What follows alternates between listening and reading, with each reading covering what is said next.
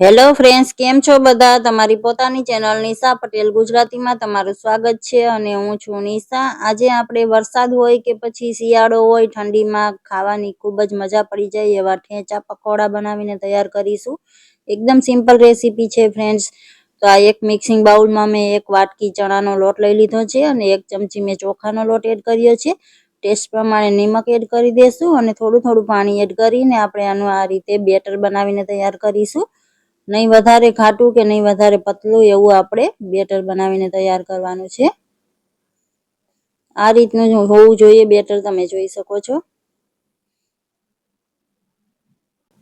હવે બેટરને આપણે સાઈડમાં રાખી દેશું જેથી કરીને બેસન સરસથી ફૂલી જાય. તો આ એક મીડિયમ સાઈઝનું મેં બટેકું લીધું છે, કાચું બટેકું ફ્રેન્ડ્સ. આ રીતે આપણે એની છાલ કરી લેશું. અને હવે આપણે બટેકાને કાઢવું ના પડે એટલે આ રીતે વાસણમાં પાણી લઈ લેશું.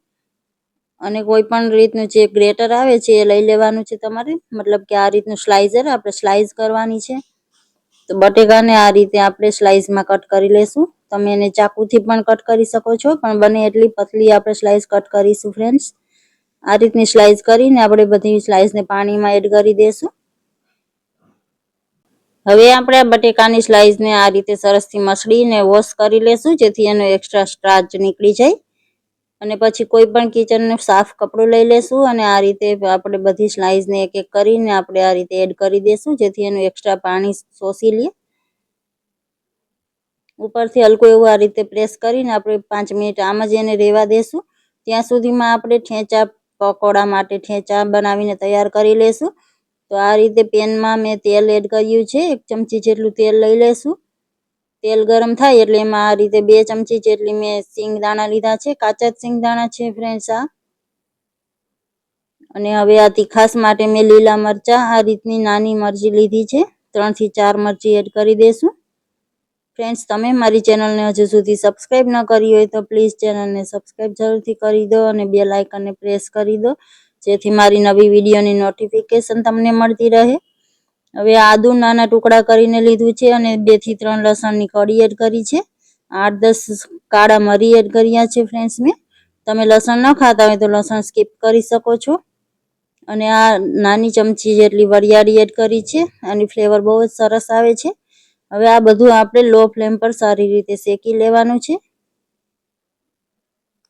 આમાં તમે તમારી પસંદના બીજા મસાલા પણ એડ કરી શકો ફ્રેન્ડ્સ. તમે આમાં સફેદ તલ પણ એડ કરી શકો છો. તો આખા ધાણાના બીજ આવે છે એ પણ એડ કરી શકો છો તમે આમાં. મેં અહીંયા નથી એડ કર્યા. આ રીતે સરસ એવું મિક્સ કરતા જઈશું અને લો ફ્લેમ પર સારી રીતે આપણે બધી સામગ્રીને શેકીને તૈયાર કરી લેશું. તો આ રીતે શેકાઈ ગઈ છે. હવે આપણે ગેસની ફ્લેમને બંધ કરી દેશું. આ મિક્સરનું જાર લઈ લીધું છે મેં, એમાં ધાણા એડ કરીશું. આ રીતે ડીટીયા જે ડાળખા આવે છે એની સાથે જ આપણે ધાણા લઈ લેશું, એની ફ્લેવર સરસ આવે છે.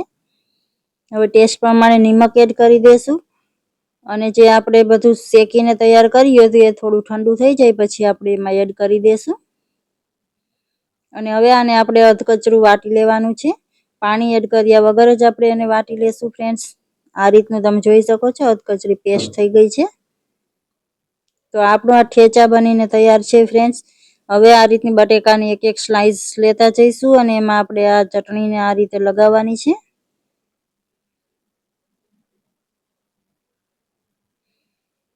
આ રીતે સરસથી આપણે લગાવી દેશું અને હવે આ રીતે બીજી સ્લાઇસ એક લઈને બટેકાની આમ પ્રેસ કરીને તમે આ રીતે પણ બટેકા બનાવી શકો છો. અને આ રીતે સિંગલ સ્લાઇસથી પણ ભજીયા બનાવી શકો છો. તો મેં અહીંયા બધી આ રીતે સિંગલ સ્લાઇસ તૈયાર કરી લીધી છે. તો હવે આપણે જે બેસનનું બેટર બનાવીને તૈયાર કર્યું હતું એ લઈ લેશું. અને આમાં આપણા ભજીયા સરસ ફૂલીને સોફ્ટ બને એના માટે થોડા એવા બેકિંગ સોડા એડ કરીશું અને ઉપરથી લીંબુનો રસ એડ કરી દેશું. સારી રીતે મિક્સ કરી લેશું. પકોડા બનાવવા ટાઈમે જ આપણે આમાં સોડા અને લીંબુનો રસ એડ કરીશું ફ્રેન્ડ્સ. સાઈડમાં મેં તેલ ગરમ થવા માટે પહેલેથી જ રાખી દીધું હતું. તો આ રીતે સરસ એવું મિક્સ કરી લેશું. અને હવે આપણે એક એક સ્લાઇસ લેતા જઈશું આ બટેકાની આ રીતે. અને આ રીતે આપણે ડીપ કરીને બેસનમાં બેટરમાં તેલમાં એડ કરતા જઈશું.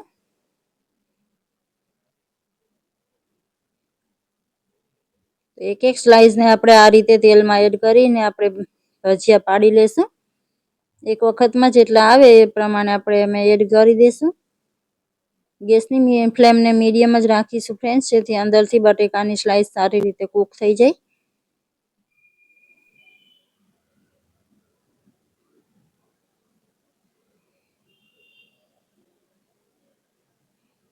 આ રીતે એક સાઈડથી થવા દઈશું અને પછી આપણે એને પલટાવી લઈશું.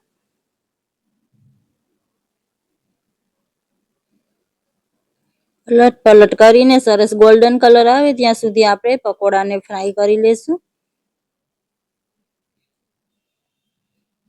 તો આ તમે જોઈ શકો છો, સરસ ક્રિસ્પી એવા આપણા આ પકોડા બનીને તૈયાર થઈ ગયા છે. તો આને કાઢી લેશું અને સેમ એ જ રીતે બીજો બેચ ફ્રાય કરી લેશું.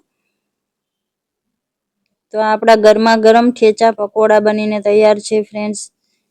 બહુ જ ટેસ્ટી આ પકોડા બને છે. ઉપરથી મેં આમાં પેરી પેરી મસાલો સ્પ્રિંકલ કર્યો છે. એકદમ ફ્લેવરફુલ એવા પકોડા બનીને તૈયાર છે. મેં આને આંબલીની ખાટી મીઠી ચટણી સાથે સર્વ કર્યા છે. તો ફ્રેન્ડ્સ, તમને મારી આ રેસીપી કેવી લાગી? સારી લાગી છે તો લાઈક કરી દેજો. તમારા ફેમિલી અને ફ્રેન્ડ્સ સાથે શેર જરૂરથી કરજો અને કમેન્ટ કરીને જરૂરથી જણાવજો.